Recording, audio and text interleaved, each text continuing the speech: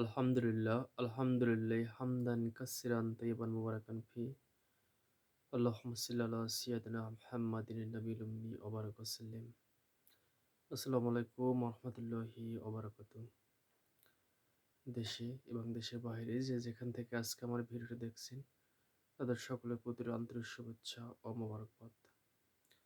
আশা করি আল্লাহ এবং আল্লাহ পাকের মহান হাবিব তার পবিত্র দোয়া আশীর্বাদে আপনারা সবাই ভালো আছেন, সুস্থ আছেন। আলহামদুলিল্লাহ আমিও ভালো আছি, সুস্থ আছি। তো যারা আমাকে প্রতিনিয়ত হোয়াটসঅ্যাপে নক দিচ্ছেন নাম পরিচয় ছাড়া, আমি অনেকজনকে ব্লক করে দিচ্ছি। এর একটাই একমাত্র কারণ, সেটি হলো যে আপনারা যখন আমাকে এসএমএস করেন তখন আমার তরফ থেকে একটি এসএমএস দেওয়া হয়, আপনাদেরকে সালাম দেওয়া হয়। তারপর আপনাদের নাম, আপনাদের পিতামাতার নাম, আপনাদের গ্রাম ঠিকানা কোথা থেকে বলছেন এগুলো লিখনের মাধ্যমে আমি জানতে চাই। সে কথা সে প্রশ্নগুলো আমার সেই এসএমএসে উল্লেখ করা থাকে। তারপর আপনার সমস্যাটুকু ভয়েসে বলতে হবে। এভাবে করে আমরা রোগীদের পরিচয় নিয়ে থাকি।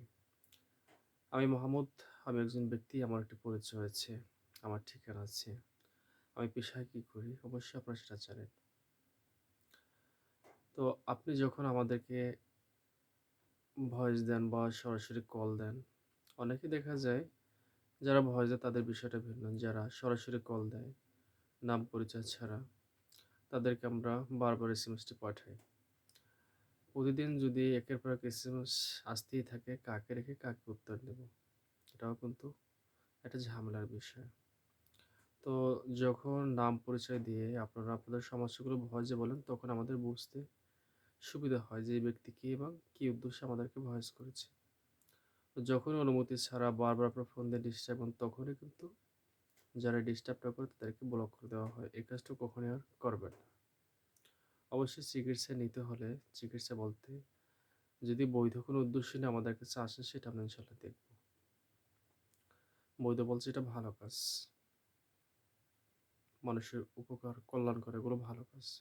তো আপনাকে আমি চিনি না জানি না, হঠাৎ করে আপনি যদি আমাদেরকে কল দেন সরাসরি এবং নাম দাম পরিচয় ছাড়া হুজুর বশীকরণ করা যাবে, এভাবে যদি করে আমাদেরকে প্রশ্ন করেন এবং মোহিনী বশীকরণ করতে হবে, ভুবন মোহিনী বশীকরণ করতে হবে। আমি প্রায় ভিডিওতে বলে থাকি যে এগুলোর উপর আমাদের পিএইচডি করা। আবার এই জগতে আমি কিছুই জানি না। আপনারা কি বলতে চাচ্ছেন, কি করাতে চাচ্ছেন সেটা কিন্তু আমরা বুঝি। এখন আপনাদের উদ্দেশ্য যদি অবৈধ হয়, সেখানে আমাদের কোনো হাত থাকে না। কারণ এই সমস্ত কাজগুলো করার জন্য অনলাইনে বহু শ্রেণীর কবিরাজ তান্ত্রিক আছে, যারা উৎপত্তি বসে আছে তাদের কাছে যান। বৈধ উদ্দেশ্য হলে সেটা আমরা খুব হার্ডভাবে দেখে থাকি। আর বিশেষ করে আমি দেখা মানেই সেখানে কোনো কিছু না কিছু ঘটা। অর্থাৎ তকদির করা হয়ে গেলে যে তকদির ধরবে না বলতে এমন কোনো কথা নেই। কখনো কখনো তকদির ধরে তারও কিছু বিষয় বা কিছু সুনির্দিষ্ট কারণ আছে। এগুলো জানা থাকলে যে কোনো জায়গায় তকদিরে সফল হওয়া যায়। তো আমি একটা কথাই বলতে চাই, পরিশেষে কখনোই ভুলটা করবেন না। অনুমতি ছাড়া ফোন দেবেন না। নাম, পিতামাতার নাম, ঠিকানা, কোথা থেকে বলছেন, কী সমস্যা বিস্তারিত জানাবেন। অবশ্যই আপনাদেরকে উত্তর দেওয়া হবে।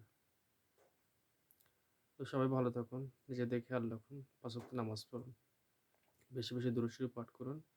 ইনশাআল্লাহ সমস্যা থাকলে সমাধান হয়ে যাবে। কারণ দুরূদ যাহা কিছু পরিবর্তন করতে পারে, অন্য কিছু তা পরিবর্তন করতে পারে না। তো ভালো থাকুন সবাই। আসসালামু আলাইকুম ওয়া রাহমাতুল্লাহি